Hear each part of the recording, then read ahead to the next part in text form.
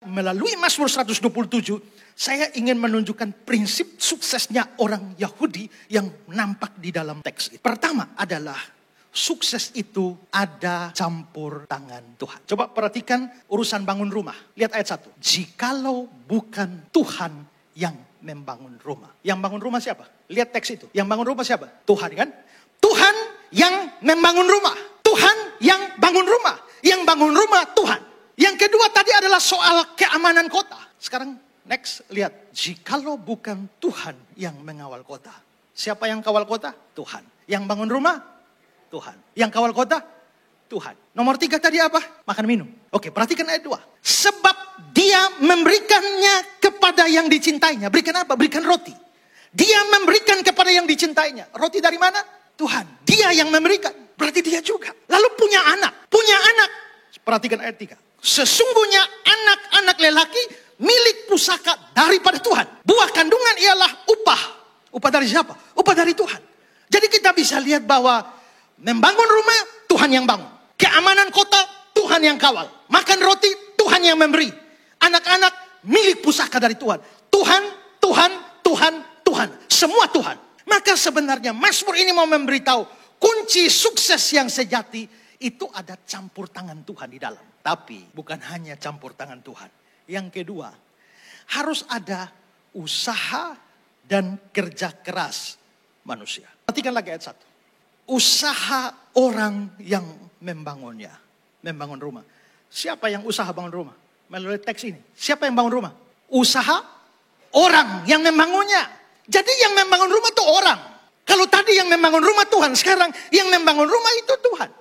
Itu adalah orang. Sekarang urusan kedua yaitu urusan keamanan kota. Kota aman karena apa? Lihat ayat 1. Pengawal berjaga-jaga. Jadi yang berjaga-jaga pengawal atau Tuhan? Pengawal ya. Pengawal berjaga-jaga. Urusan makan roti. Kalau tadi Tuhan yang memberi. Tapi sekarang makan roti. Coba lihat ayat 2. Makan roti yang diperoleh dengan susah payah. Yang susah payah ini siapa? Orang apa Tuhan? Orang. Susah payah. Urusan anak. Itu memang milik pusaka dari Tuhan. Tapi perhatikan ayat 3. Buah kandungan. Kandungan siapa? Kandungannya orang. Ya. Seperti anak-anak di tangan pahlawan. Siapa pahlawan itu? Orang tua. Membuat penuh tabung panahnya. Itu orang tua. Berarti di sini kita bisa lihat bahwa ternyata peranan manusia itu ada. Tadi dikatakan Tuhan bangun rumah. Tapi yang di sini orang membangun rumah. Tadi Tuhan yang mengawal kota. Ini pengawal berjaga-jaga. Tadi roti Tuhan yang berikan. Tapi ini diperoleh dengan susah payah. Tadi buah kandungan itu satu upah. Tapi ada buah kandungan. Kandungannya orang. Maka di sini kita bisa melihat. Berarti keberhasilan juga ditentukan oleh tanggung jawab. Pekerjaan. Usaha dari manusia. Maka sebenarnya Mazmur ini memberitahu kita bahwa ada 2 sayap dari keberhasilan yang sejati. Sayap yang pertama adalah unsur ilahi campur tangan Tuhan. Dan sayap yang kedua adalah unsur insani, yaitu usaha dan kerja keras manusia. Dan itulah sukses yang sejati. Kita bisa melihat salah satu tokoh sukses di dalam Alkitab Perjanjian Lama. Itu adalah Yusuf. Bagaimana kitab suci menggambarkan kesuksesan Yusuf? Kejadian pasal 39. Dikatakan, tetapi Tuhan menyertai Yusuf. Sehingga dia menjadi seorang yang selalu berhasil dalam pekerjaannya. Maka tinggallah ia di rumah tuannya, orang Mesir itu. Setelah dilihat tuannya bahwa Yusuf disertai Tuhan. Bahwa Tuhan membuat berhasil segala sesuatu yang dikerjakannya. Saudara perhatikan kalimat terakhir. Tuhan yang membuat berhasil segala sesuatu. Ini unsur ilahi. Yang dikerjakannya. Yang kerja siapa? Yusuf. Berarti ini unsur insaninya. Jadi berhasil itu ada unsur ilahi. Ada unsur insani. Kejadian pasal 39. Tuhan menyertai dia. Dan apa yang dikerjakannya dibuat Tuhan berhasil. Tuhan menyertai dia. Tuhan buat dia berhasil. Tapi berhasil dalam apa? Dalam apa yang dikerjakannya. Berarti Yusuf kerja. Maka di sini kita bisa lihat. Sekali lagi. Sukses sejati itu 2 sayap. Unsur ilahi ada bagian Tuhan. Unsur insaninya ada bagian manusia. Inilah semboyan gereja purba. Yaitu ora et labora. Berdoa dan bekerja. Shalom saudara-saudara yang saya kasih dalam Tuhan Yesus.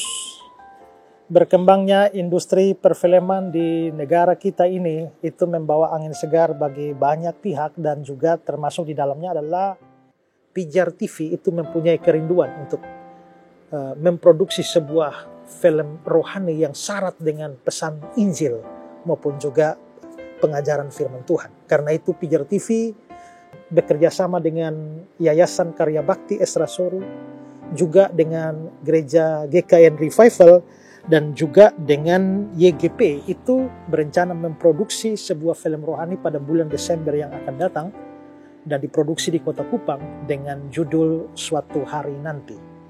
Saya sendiri akan terlibat di dalam film tersebut yang mana akan memberikan pesan-pesan rohani apa yang didapatkan dari film tersebut, yang tentu saja syarat akan pemberitaan Injil dan pengajaran firman Tuhan.